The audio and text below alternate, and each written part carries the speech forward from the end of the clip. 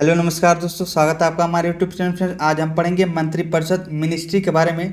इनका गठन किस प्रकार से होता है, इनमें कौन कौन से मंत्री आते हैं, इन सारी बातों पर हम यहाँ पे डिटेल में बात करेंगे।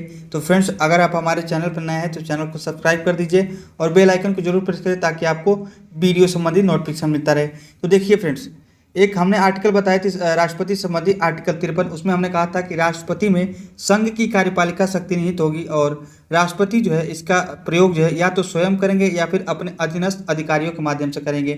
तो जो अधिकारी वहाँ पे बात की गई है वो इनडायरेक्टली जो है मंत्रिपरिषद के बारे में कहा गया है। तो मंत्रिपरिषद जो है वहाँ पे नहीं दिया गया है, हालांकि अपने अधीनस्थ पदाधिकारी वहाँ पे लिखा गया है। इसका जिक्र है अनुच्छेद 74 में। ये कहता है, अनुच्छेद 74 कहता है कि राष्ट्रपति को सलाह देने के लिए एक मंत्रिपरिषद होगा जिसका जो है हेड होंगे आपके प्रधानमंत्री। ये आपको नोट कर लेना है। तो मंत्रिपरिषद का हेड कौन होगा? तो प्रधानमंत्री होंगे और वो सलाह देंगे किसको? राष्ट्रपति को। ये कहा गया आर्टिकल 74 में, ये आपको नोट कर लेना है। यहाँ पे देखिए फ्रेंड्स, एक 42वें संविधान संशोधन 1976 के तहत क्या कहा गया था कि जो राष्ट्रपति को मंत्रिपरिषद की जो सलाह देंगे वो राष्ट्रपति द्वारा बाध्य होंगे उसको मानने के लिए। यानी मंत्रिपरिषद द्वारा दिया गया सलाह जो है राष्ट्रपति द्वारा मानने के लिए बाध्य होंगे। ये कहा गया 42वें संविधान संशोधन 1976 के द्वारा। लेकिन इसके बाद आता है एक 44वें संविधान संशोधन 1978। इसमें कहा गया थी कि जो राष्ट्रपति जो होंगे, राष्ट्रपति जो है मंत्रिपरिषद को जो भी सलाह होंगे वो उसको लिए एक बार पुनर्विचार के लिए वापस भेज सकते हैं। जैसे कि मान लीजिए कि मंत्रिपरिषद ने राष्ट्रपति को कोई सलाह दिया तो राष्ट्रपति चाहे तो उसको एक बार जो है उस सलाह को पुनर्विचार के लिए वापस भेज सकते हैं। लेकिन वही सलाह जो है पुनः अगर राष्ट्रपति के पास आती है तो उसको मानने के लिए ये बाध्य होंगे। ये कहा गया था 44वें संविधान संशोधन 1978 के तहत। और 42वें संविधान में इसको मानने के लिए बाध्य कर दिया गया था। यानी जो भी सलाह मंत्रिपरिषद राष्ट्रपति को देगा वो उसको मानने के लिए बाध्य किए गए थे 42वें संविधान संशोधन 1976 के तहत। और ये जो है इंदिरा गांधी के समय ये किया गया था। और 44वें संविधान जब आता है तो इसमें एक बार जो है पुनर्विचार के लिए सलाह को जो है भेज सकते हैं आपके राष्ट्रपति, केवल एक बार, उसके अलावा नहीं। यानी अगर पुनः अगर आता है पुनर्विचार के बाद अगर सलाह तो उसको मानने के लिए बाध्य हो जाते हैं राष्ट्रपति। इतनी दो बातें आपको नोट कर लेनी है।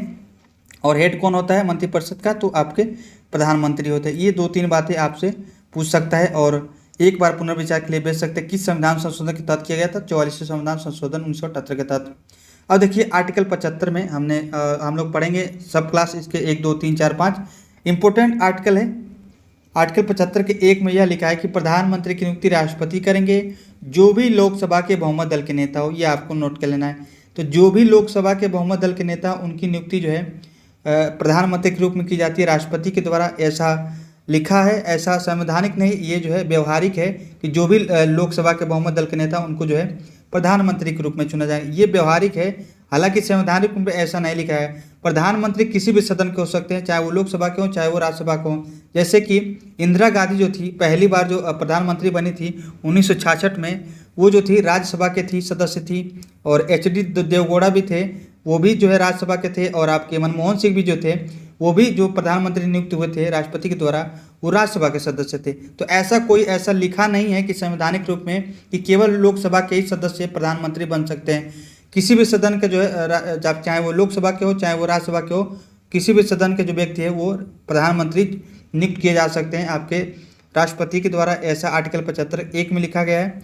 और ये भी नोट कर लेना है फ्रेंड्स, ये भी पूछ सकता है कि यदि कोई व्यक्ति जो है किसी सदन का सदस्य नहीं भी है उसको भी क्या है कि प्रधानमंत्री चुना जा सकता है। लेकिन उसके लिए जो क्या होगा, उसको 6 महीने के भीतर है किसी न किसी सदन का क्या होगा सदस्यता लेनी पड़ेगी 6 माह के भीतर। मान लीजिए कि ये व्यक्ति है कोई, उसको है वो किसी भी सदन का सदस्य नहीं है, तो उसको जो है कि अगर राष्ट्रपति के द्वारा चुन लिया जाता है यानी नियुक्त कर दिया जाता है प्रधानमंत्री, तो ये व्यक्ति को 6 महीने के भीतर क्या होगा, लोकसभा या राज्यसभा का सदन का सदस्य बनना होगा 6 महीने के भीतर। ये आपको नोट कर लेना है। तो ये सारी बातें आर्टिकल 75 के 1 में लिखी गई हैं। यहाँ पे बस 2 पॉइंट लिखाया गया था, हालांकि हमने आपको पूरी तरह समझाया। आपका डाउट क्लियर होना चाहिए कि केवल लोकसभा के बहुमत दल के सदस्य ही ऐसा नहीं है कि वो केवल लोकसभा के सदस्य आपके प्रधानमंत्री बन सकते हैं। व्यवहारिक रूप में जो है लोकसभा के बहुमत दल के नेता ही प्रधानमंत्री चुने जाते हैं। ये आपको आर्टिकल 75 में देखने को मिलता है। हालांकि किसी भी सदन के चाहे वो लोकसभा के हो चाहे राज्यसभा के हो, किसी भी सदन के व्यक्ति जो है प्रधानमंत्री चुने जाते हैं। ये आपको नोट करें। जैसे कि आपके इंदिरा गांधी हैं, एच.डी. देवगौड़ा हैं, मनमोहन सिंह, ये सारे लोग जो हैं राज्यसभा के सदस्य थे। ये भी आपको नोट कर लेना है। देखिए फ्रेंड, आर्टिकल 75 का 2 कहता है कि मंत्री जो होते हैं व्यक्तिगत रूप से राष्ट्रपति के प्रति उत्तरदायी होते हैं। यानी जो है मंत्री होते हैं जो भी आपके, जैसे कि मंत्री, आपके प्रधानमंत्री भी एक प्रकार के मंत्री हैं, हालांकि इनको श्रेष्ठ मंत्री के रूप में दर्जा दिया जाता है प्रधानमंत्री को। तो यह भी आपको नोट करना है कि मंत्री जो है व्यक्तिगत रूप से राष्ट्रपति के प्रति जो है उत्तरदायी होते हैं। कहने का मतलब है कि मंत्री जो होते हैं राष्ट्रपति के प्रसाद तुरंत अपना पद ग्रहण करते हैं। ये भी आपको नोट कर लेना है। 75 के 2 में ऐसा लिखा गया है। 75 के 3 में ये कहता है कि मंत्रिपरिषद सामूहिक रूप से लोकसभा के प्रति उत्तरदायी होती है। ये भी आपको नोट करना है। मंत्रिपरिषद सामूहिक रूप से लोकसभा के प्रति उत्तरदायी होते हैं और व्यक्तिगत रूप से राष्ट्रपति के प्रति उत्तरदायी होते हैं। ये दोनों आर्टिकल आपको नोट करना है। ये 75 के 2 में, ये 75 के 3 में ये पॉइंट लिखा गया है। व्यक्तिगत रूप से और सामूहिक रूप से, व्यक्तिगत हमने बताया कि जो भी मंत्री होते हैं वो राष्ट्रपति के प्रसाद पर्यंत अपना क्या पद ग्रहण करते हैं। और सामूहिक रूप कहने का मतलब है कि लोकसभा के प्रति, कि जो भी लोकसभा के सदस्य होते हैं, यानी कहने का मतलब अगर एक भी मंत्री के प्रति अगर अविश्वास प्रस्ताव लाया जा सकता है, अगर वो अविश्वास प्रस्ताव उसके प्रति पारित हो जाता है तो संपूर्ण मंत्रिपरिषद को क्या होगा, इस्तीफा देना होगा, यानी संपूर्ण मंत्रिपरिषद विघटित हो जाएगी। ये कहने का मतलब है सामूहिक रूप से लोकसभा के प्रति उत्तरदायी होती है। ये आर्टिकल 75 के 3 में लिखा गया है। 75 के 5 कहता है, जो 75 के जो सब क्लास 5 है वो कहता है कि अगर मंत्री, यानी कहे कि प्रधानमंत्री किसी भी सदन का सदस्य नहीं हो तो उसे पद ग्रहण के 6 माह के भीतर सदस्य बनना होगा। अभी हमने बताया कि जो आपके प्रधानमंत्री हो गए, अगर किसी भी सदन का सदस्य नहीं हो तो उसको प्रधानमंत्री के रूप में नियुक्त किया जा सकता है। किसके द्वारा? राष्ट्रपति के द्वारा। लेकिन उसको जो है 6 माह के भीतर किसी भी सदन के सदस्य लेना आवश्यक हो जाएगी, चाहे वो लोकसभा के लिए या चाहे वो राज्यसभा के लिए। ये सारी बातें आपको आर्टिकल 1, 2, 3, 4, 5 में लिखी गई है 75 के सब क्लास में। तो उम्मीद है कि इतनी बातें आप समझ गए होंगे। आगे हम देख लेते हैं। ये सारी पॉइंट जो है इतना ही से आपको क्वेश्चन देखने को मिल जाएगा। यहाँ से क्वेश्चन अधिकतर पूछे जाते हैं, तो इतना आपको नोट कर लेना है। अब देखिए मंत्रिपरिषद क्या होता है, मंत्रिमंडल क्या होता है। देखिए फ्रेंड, मंत्रिपरिषद जो है ये बड़ा रूप होता है।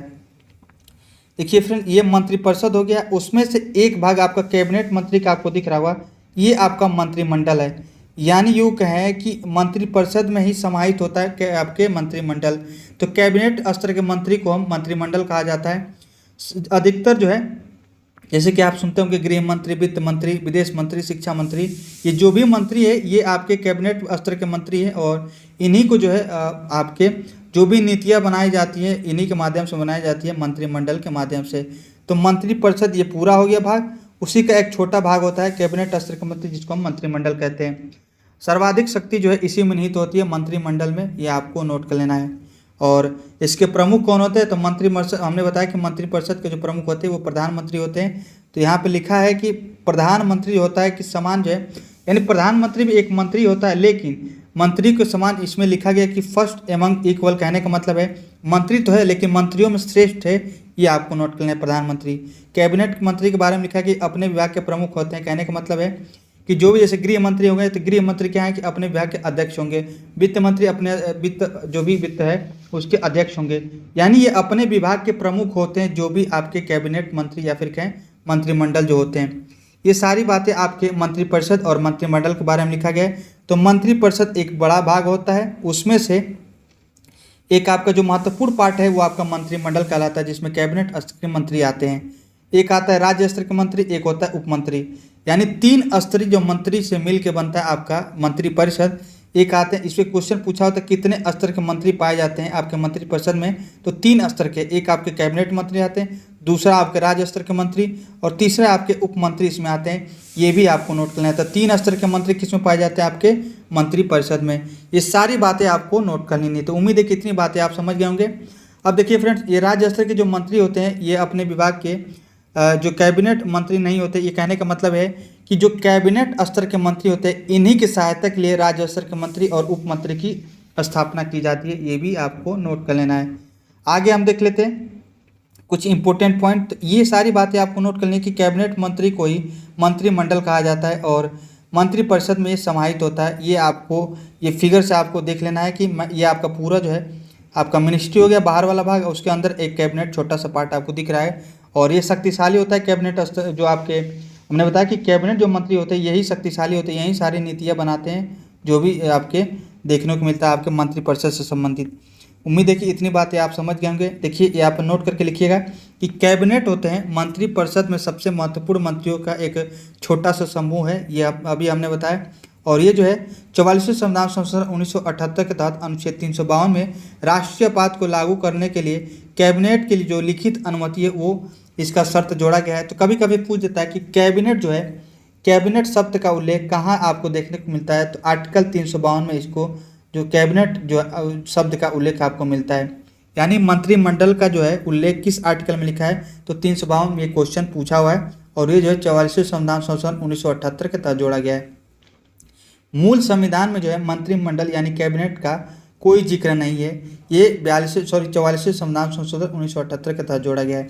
जो भी आपके मंत्रिमंडल या फिर कैबिनेट जो है शब्द है, ये 44वें संविधान संशोधन 352 आर्टिकल में ये जोड़ा गया है, ये आपको नोट कर लेना है।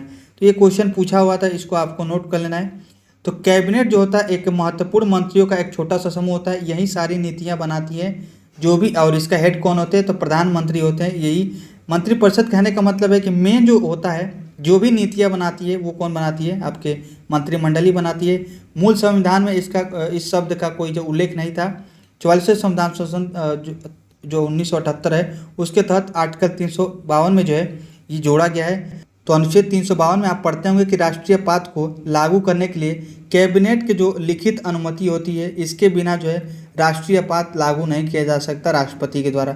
तो लिखित अनुमति जो है ये किस में क्या गया, आर्टिकल 352 में। तो राष्ट्रीयपात लगाने के लिए कैबिनेट मंत्री का लिखित अनुमति होना आवश्यक है, ये भी आपको नोट करना है। ये सारी पॉइंट जो है रिलेटेड है, और बस इतना आपको नोट करना है कि कैबिनेट का जो है यानी मंत्रिमंडल जो शब्द है वो आर्टिकल 352 में दिया गया है। और राष्ट्रीयपात के लिए जो राष्ट्रपति जो राष्ट्रीयपात लगाते हैं उसके लिए जो है कैबिनेट का जो है लिखित अनुमति होना आवश्यक है।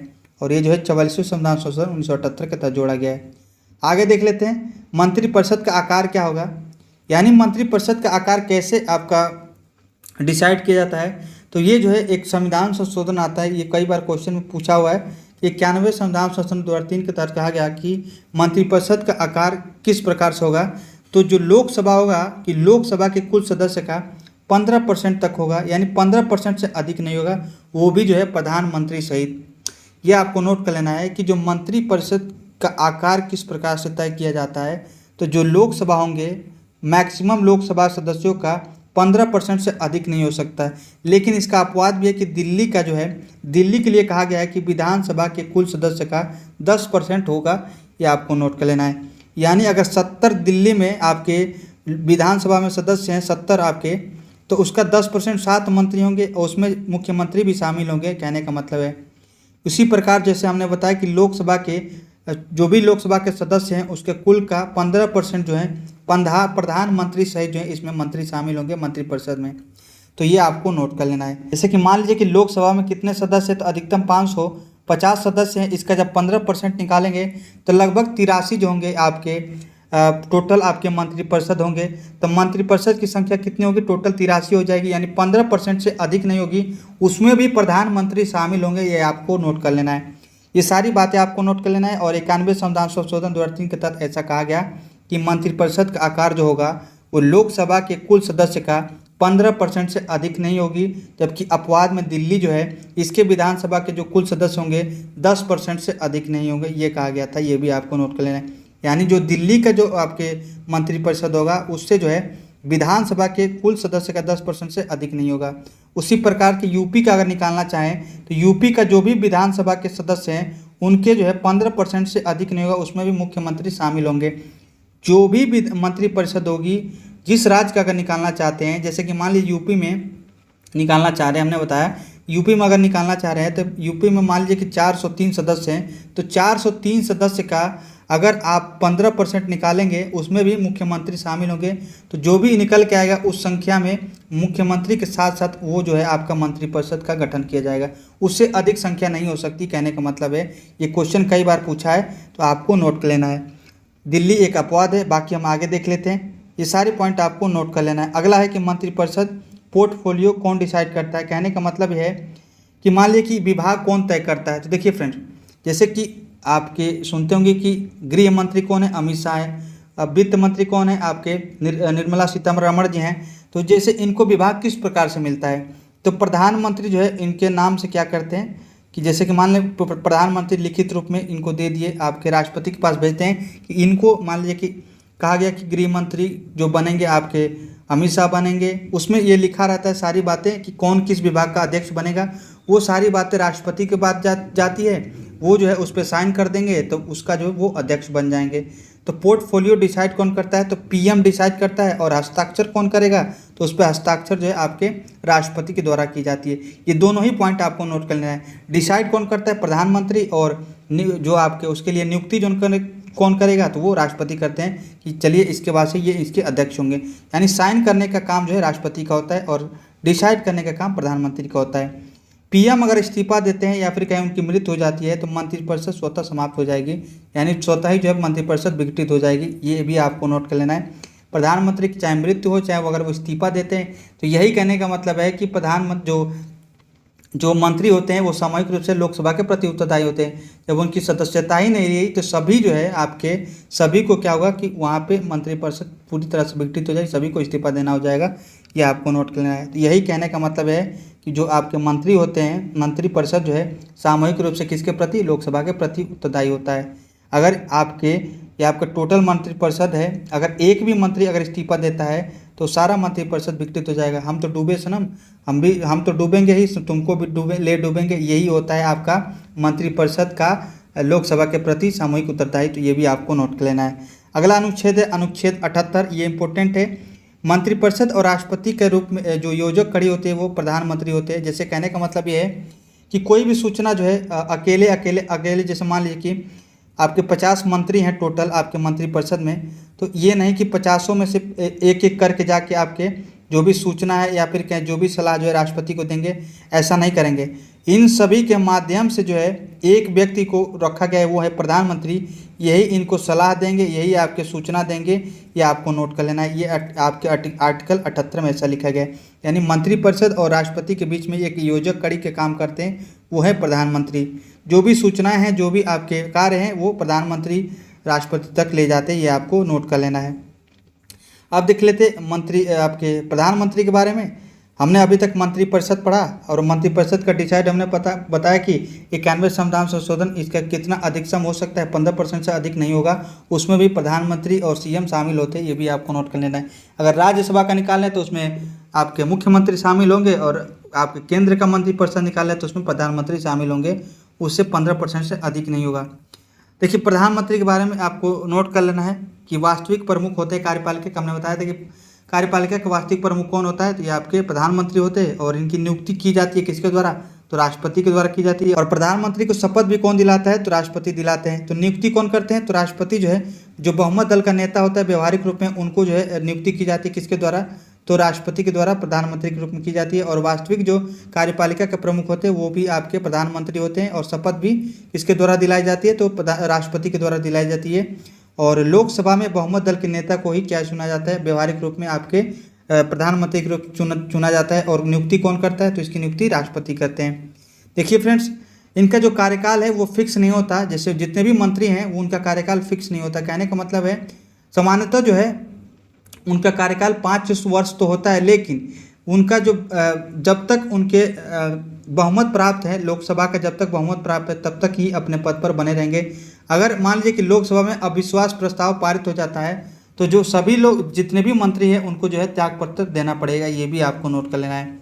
और लॉर्ड मार्ले ने कहा है प्रधानमंत्री के बारे में, तो फर्स्ट एमंग इक्वल, अभी हमने पढ़ा है कि समान में प्रथम होते हैं। यानी ये भी एक मंत्री होते हैं, सभी मंत्रियों में श्रेष्ठ होते हैं। ये भी आपको नोट कर लेना है, आपके प्रधानमंत्री। ऐसा कहा गया है लॉर्ड मार्ले के द्वारा। ये भी आपको नोट कर लेना है। किसके किसके पदेन अध्यक्ष होते हैं प्रधानमंत्री, ये भी आप नोट कर लेना है। यानी जो है इनका पद जो है किस किस विभाग का अध्यक्ष होता है, ये आपको नोट कर लेना है। यानी पदेन अध्यक्ष बन जाते हैं। जैसे कि नीति आयोग, अब तो पहले योजना आयोग था, उसका जो है उसके पदेन अध्यक्ष होते हैं, वो आपको नोट कर लेना है। राष्ट्रीय विकास परिषद के पदेन अध्यक्ष प्रधानमंत्री होते हैं। और अंतर्राज्यीय परिषद के जो है इसके भी हेड होते हैं आपके प्रधानमंत्री। और CSIR council of scientific industrial जो होता है रिसर्च, उसके भी जो है आपके अध्यक्ष होते हैं वो आपके प्रधानमंत्री होते हैं। और इसकी पहली महिला महानिदेशक आपको नोट कर लेना है नल्ला थल्ली क्लाइसेल्वी। ये भी आपको नोट कर लेना है। ये क्वेश्चन पूछ सकता है। और ये पूछा भी है कि CSIR की पहली महिला निदेशक कौन है, तो नल्ला थम्बी क्लाइसेल्वी, ये आपको नोट कर लेना है। और इसके जो हेड होते हैं प्रधानमंत्री होते हैं। तो इन सभी के जो है पदेन अध्यक्ष कौन होते हैं, तो प्रधानमंत्री होते हैं, आपको नोट कर लेना है। यानी इनका पद जो होता है वो इसका अध्यक्ष होता है, ना कि वो व्यक्तिगत रूप से वो व्यक्ति। यानी प्रधानमंत्री जब भी जो भी प्रधानमंत्री बनेगा इसका अध्यक्ष बनेगा, कहने का मतलब यह है। अब देखिए भारत में प्रधानमंत्री के बारे में हम देख लेते हैं कि कौन कौन भारत के प्रधानमंत्री रहा है, उनकी कुछ विशेषताओं के बारे में हम देख लेते हैं। यहाँ से क्वेश्चन बनता है ऑनलाइनर के रूप में। तो पहले नंबर पे आते हैं पंडित जवाहरलाल नेहरू। इनके बारे में आपको नोट करना है कि इनका सबसे लंबा कार्यकाल रहा है, ये 16 वर्ष 9 माह 12 दिन तक ये इनका कार्यकाल रहा है। और ये जो है 1947 से लेकर 1964 तक ये इनका कार्यकाल रहा है, ये आपको नोट कर लेना है। और इन्हीं के समय जो है पंचशील समझौता हुआ है 1954 में चीन के साथ हुआ था, ये भी आपको नोट कर लेना है। और पहले उप प्रधानमंत्री कौन रहे हैं, तो ये आपको नोट कर लेना है, सरदार वल्लभ भाई पटेल रहे हैं। और पहले गृह मंत्री भी रहे हैं, ये भी आपको नोट कर लेना है। सेकंड पे आते हैं लाल बहादुर शास्त्री, 1964 से लेकर 1966 तक इनका कार्यकाल रहा है। जय जवान जय किसान का नारा इन्होंने दिया था। और जय जवान जय किसान जय विज्ञान का नारा अटल बिहारी वाजपेयी ने दिया है। और जय जवान जय किसान जय विज्ञान और जय अनुसंधान प्रधानमंत्री नरेंद्र मोदी ने दिया है। ये सारी बातें आपको नोट कर लेना है, यहाँ से फैक्ट है, क्वेश्चन आपको पूछ सकता है। और ताशकंद समझौता हुआ था 1966 में, उसी समय जो है उज्बेकिस्तान में इनकी मृत्यु हो जाती है लाल बहादुर शास्त्री की, ये आपको नोट करना है। ये क्वेश्चन पूछा हुआ कि किस प्रधानमंत्री का जो है देश से बाहर मृत्यु हुई थी, तो वो आपको नोट करना है। ये आपके लाल बहादुर शास्त्री जो हैं, ये एक ऐसे प्रधानमंत्री जो देश से बाहर इनका मृत्यु हुई थी। और ताशकंद समझौते के समय इनकी मृत्यु हुई थी, वो भारत और पाकिस्तान के बीच ये ताशकंद समझौता हुआ था। ये सारी पॉइंट आपको नोट कर लेना है, लाल बहादुर शास्त्री समय इनसे संबंधित सारी बातें आपको नोट कर लेना है। अगला देख लेते हैं इंदिरा गांधी, ये इंपॉर्टेंट है, इनके बारे में कौन नहीं जानता, हालांकि इनके बारे में सभी लोगों ने सुना ही होगा। देखिए फ्रेंड, इनका जो कार्यकाल है 2 बार रहा है, एक 1966 से 1977 तक रही हैं और एक बार 1980 से लेकर 1984 तक रही हैं। देखिए ये बांग्लादेश को स्वतंत्र कराई थी, इन्हीं के समय में हुआ था 1971 में। बांग्लादेश से स्वतंत्र उस समय क्या थी, प्रधानमंत्री थी। और 42वें संविधान संशोधन 1976 इन्हीं के समय लाया गया था, जिसे हम मिनी कॉन्स्टिट्यूशन कहते हैं। और सिक्किम जो है, सिक्किम को 36वें संविधान संशोधन 1900 हमने बताया था 75 में 22वें राज्य के रूप में इनको गठन कर दिया था, इन्हीं के समय हुआ था। अगला है मोरारजी देसाई, ये जो है 1977 से 1979 तक रहे हैं। इंदिरा गांधी के समय ये क्या थे, उप प्रधानमंत्री थे मोरारजी देसाई। और इनके समय 44वें संविधान संशोधन 1978 इन्हीं के समय लाया गया था। ये सारी बातें आपको नोट कर लें कि 42वें संविधान संशोधन 1900 जो आपके 76 है किसके समय लाया गया, तो इंदिरा गांधी, ये क्वेश्चन पूछा हुआ है। और 44वें संविधान संशोधन 1978 किस प्रधानमंत्री के समय लाया गया था, तो ये आपको नोट कर लें, मोरारजी देसाई के संबंध। और प्रधानमंत्री पद पर त्याग देने वाले पहले PM है, ये भी आपको नोट करना है। और सबसे बुजुर्ग PM थे, 81 वर्ष की उम्र में ये प्रधानमंत्री बने थे, ये आपको नोट कर लेना है, मोरारजी देसाई। और पहले ऐसे प्रधानमंत्री जो त्याग पत्र दिए थे, ये भी आपको नोट कर लेना। ये सारी फैक्ट जो है आपको नोट कर लेना है। आगे देख लेते हैं फ्रेंड, अगले आते हैं आपके राजीव गांधी, ये इनका जो कार्यकाल है 1984 से लेकर 1989 तक रहा है और सबसे युवा प्रधानमंत्री हैं। अभी इससे पहले मैंने बताया कि मोरारजी देसाई जो थे आपके सबसे वृद्ध थे, उसी प्रकार जो है राजीव गांधी, जब इंदिरा गांधी की मृत्यु हुई थी उसके पश्चात ये बनते हैं। 1984 में इंदिरा गांधी की मृत्यु हुई थी और 1984 से 1989 तक ये रहे हैं और सबसे युवा जो है प्रधानमंत्री ये रहे थे। 52वां संविधान संशोधन 1985, ये जो है इनको जो है मेजोरिटी जो है अब तक के सबसे बड़ा जो बहुमत दल के प्रधानमंत्री बने थे, ये आपको नोट कर लेना है। सबसे ज़्यादा बहुमत किसको प्राप्त हुआ है, तो आपको राजीव गांधी को प्राप्त हुआ था, 400 प्लस इनको वोट मिले थे, ये आपको नोट कर लेना है। और इसीलिए ये चाहते थे कि जो भी नेता है वो दल बदल ना करे, तो इसीलिए ये क्या किए, 52वां संविधान संशोधन 1985 लगाए दल बदल को रोकने के लिए और अनुसूची 10 को जोड़ा गया था। और 61वां संविधान संशोधन भी जो है, क्योंकि ये युवा थे तो युवा को क्या किए, मतदान का हकदार दिए थे।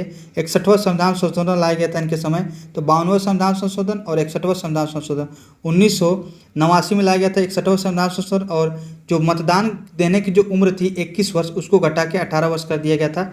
ये सारी बातें आपको नोट कर लेनी है और ये आपको पॉइंट जो है राजीव गांधी संबंधित ये सारे आपको क्वेश्चन के रूप में पूछे गए हैं। तो आपको ये सारे फैक्ट आपको याद रखने हैं। किस प्रकार से याद रखने हैं आपको कि 52वां संविधान संशोधन और 61वां संविधान संशोधन किस प्रकार से लाया गया है, कब लाया गया है और किस प्रधानमंत्री के समय लाया गया है, ये सारी बातें आपको नोट कर लेना है। अगले हैं आपके विश्वनाथ प्रताप सिंह, जिसको हम BP सिंह बोलते हैं। मंडल आयोग जो है आपने पढ़ा होगा 1978 में लागू किया गया था, 1990 में लाया गया था मंडल आयोग, 1978 में लागू 1990 में किया गया था, जिसमें कि ओबीसी को 27% आरक्षण दिया गया था। ये बीपी मंडल के आयोग की सिफारिश पे किया गया था। और अविश्वास प्रस्ताव से हटाए जाने वाले पहले प्रधानमंत्री, ये भी आपको नोट कर लेना है। पहले तो आपको जो मंडल आयोग इन्हीं के नाम से लाया गया था, उस समय ये भी अध्यक्ष थे और इनके द्वारा 27% आरक्षण दिया गया था आपके ओबीसी को। और अविश्वास प्रस्ताव द्वारा हटाए गए पहले प्रधानमंत्री हैं, ये भी आपको नोट कर लेना है, बीपी सिंह। अगले आते हैं पीवी नरसिम्हा राव। इसके द्वारा क्वेश्चन यहाँ से क्वेश्चन ये पूछा जाता था कि जो उदारी जो एलपीजी है, यानी जब 1991 में आर्थिक संकट आया था जिसमें वित्त मंत्री जो थे आपके मनमोहन सिंह थे, उस समय पीएम कौन थे? तो आपको लगाना है पीवी नरसिम्हा राव। उस समय 1991 से लेकर 1996 तक रहे हैं। और 73वां संविधान संशोधन 1992 जो है, जैसे पंचायती राज इसके तहत जोड़ा गया था 11वीं अनुसूची, और 74वां संविधान संशोधन 1992 लाया गया था, जिसके तहत 12वीं अनुसूची जोड़ी गई थी, जिसमें हम पढ़ते होंगे आपके जो नगर पालिका है, नगर पंचायत है, उससे संबंधित जो भी बातें हैं, ये अनुसूची 11 और 11 जो आपका अनुसूची 12 है, ये आपका जोड़ा गया किसके समय? पीवी नरसिम्हा राव के समय। और एलपीजी यानी उदारीकरण, निजीकरण, वैश्वीकरण के बारे में पढ़ते होंगे। तो जब 1991 में आर्थिक संकट आई थी उस समय पीएम कौन थे? ये भी आपको नोट कर लेना, नरसिम्हा राव भी थे। और उस समय जो वित्त मंत्री थे वो आपके मनमोहन सिंह थे। तो ये सारी बातें आपको नोट कर लेनी है। अगला देख लेते हैं। अगले हैं आपके राजीव गांधी, विश्वनाथ आपके हो गए, पीवी नरसिम्हा राव भी हो गए। अटल बिहारी वाजपेयी के बारे में देख लेते हैं। 3 बार प्रधानमंत्री रहे आपके अटल बिहारी वाजपेयी। तो देखिए फ्रेंड्स, क्वेश्चन कैसे पूछता है कि एक से अधिक बार जो है कौन ऐसे प्रधानमंत्री जो रहे हैं एक से अधिक बार? तो आपको नोट करें, पंडित जवाहरलाल नेहरू हमने बताया कि एक से अधिक बार रहे, इंदिरा गांधी भी हमने बताया कि एक से अधिक बार रहे, अटल बिहारी वाजपेयी भी एक से अधिक बार रहे, मनमोहन सिंह भी जो है एक से अधिक बार रहे हैं प्रधानमंत्री। ये सारी बातें आपको नोट कर लेना है। और अभी फिलहाल में जिनका चल रहा है वो है आपके नरेंद्र मोदी, इनके बारे में भी आपको नोट कर लेना है। तो ये एक बार से अधिक रहे प्रधानमंत्री। और देखिए फ्रेंड्स, जो 6 अप्रैल 1980 को बीजेपी की स्थापना हुई है, ये भी आपको नोट कर लेना है। इनकी कविताएं अटल बिहारी वाजपेयी की मेरी 51 कविता है, इनका एक कविता है, ये आपको नोट कर लेना है। और 2015 में भारत रत्न इनको दिया गया है। और 86वें संविधान संशोधन 2002 जो है शिक्षा संबंधी अधिकार जो लाया गया था, इस संविधान संशोधन 86वें संविधान संशोधन 2002 के तहत, वो भी आपको नोट कर लेना, इन्हीं के समय लाया गया था। और सबसे छोटा कार्यकाल भी इनका रहा है 13 दिन, या फिर कहीं कहीं 17 दिन भी देता है, ये आपको नोट कर लेना। और सबसे लंबा कार्यकाल हमने बताया था आपके, सबसे लंबा कार्य आपके जवाहरलाल नेहरू, पंडित जवाहरलाल नेहरू है। तो ये सारी बातें आपको नोट कर लेनी है। अगला हम देख लेते हैं। अगला पॉइंट है आपका इंदर कुमार गुजराल जो थे, ये भी आपके प्रधानमंत्री रहे और 1997 से लेकर 1998 तक रहे हैं। और इनका एक सिद्धांत आता है गुजराल सिद्धांत। इसमें कहा था कि हमारे पड़ोसी देश से या फिर हमारे पड़ोसियों से संबंध कैसा होना चाहिए, इन्होंने ऐसा सिद्धांत दिया था। नेक्स्ट आते हैं आपके मनमोहन सिंह। इनके बारे में आपको नोट कर लेना है कि 2004 से 2014 तक रहे हैं। ये 2 बार आपके प्रधानमंत्री रहे और वित्त मंत्री भी रहे हैं 1991 के समय, जिस समय पीवी नरसिम्हा राव जो आपके प्रधानमंत्री थे। और चेंजिंग इंडिया इनकी बुक है, ये पूछा हुआ है, तो आपको नोट कर लेना है। अगले आते हैं आपके प्रधानमंत्री नरेंद्र मोदी। 26 मई 2014 से अब तक जो है आपके प्रधानमंत्री हैं और 15वें प्रधानमंत्री के रूप में इन्होंने शपथ ग्रहण की है। और शपथ कौन दिलाता है? तो इनके राष्ट्रपति के द्वारा दिलाई जाती है। और ये भी आपको नोट कर लेना है कि एग्जाम वॉरियर्स इनका बुक है और ज्योतिष पुंज इनकी ऑटोबायोग्राफी है। और इनको किस अभी सम्मान मिला हाल ही में? फिजी, पलाऊ, मिस्र, ग्रीस और फ्रांस और पापुआ न्यू गिनी को 2023 में इनके इस देश का जो है इनको सम्मान दिया गया है। और 17वीं लोकसभा चुनाव इनके द्वारा हुआ है अभी। और 15वें प्रधानमंत्री के रूप में इन्होंने क्या किया है? अपनी पद ग्रहण की है, ये भी आपको नोट करना है। और अभी तक इनके जो है कार्यकाल चल रहे हैं। बाकी अगला जो लोकसभा चुनाव होगा उसमें हम आगे बाद में बात करेंगे। तो ये सम्मान जो है फिजी, पलाऊ, मिस्र, ग्रीस, फ्रांस और पापुआ न्यू गिनी, इसका जो है इन देशों का इनको सम्मान मिल चुका है, ये आपको नोट कर लेना है। और अब नोट कर लीजिए कि उप प्रधानमंत्री के पद का उल्लेख संविधान में नहीं है। देखिए फ्रेंड, उप प्रधानमंत्री के बारे में यही पूछता है, इसका जो उल्लेख है उप प्रधानमंत्री पद का संविधान में कहीं नहीं है। और 8 व्यक्ति जो है अब तक जो है आपके उप प्रधानमंत्री चुने जा चुके हैं। ये सारी बातें आपके उप प्रधानमंत्री से रिलेटेड है। इसमें सबसे इंपॉर्टेंट पॉइंट था कि 8 व्यक्ति जो है अब तक उप प्रधानमंत्री रह चुके हैं और पहले उप प्रधानमंत्री आपके सरदार वल्लभ भाई पटेल थे। और इसका जो उल्लेख है संविधान में कहीं नहीं है। तो ये सारी बातें आपको नोट कर ली। तो हमने पढ़ा आज मंत्रिपरिषद, मंत्रिमंडल क्या है और प्रधानमंत्री की नियुक्तियाँ कौन करता है, उससे सारी चीज़ें क्या हैं, सारी बातें हम आपको बता चुके हैं। तो आज के लिए बस इतना ही रहने देते हैं, मिलते हैं नेक्स्ट वीडियो में, तब तक के लिए जय हिंद।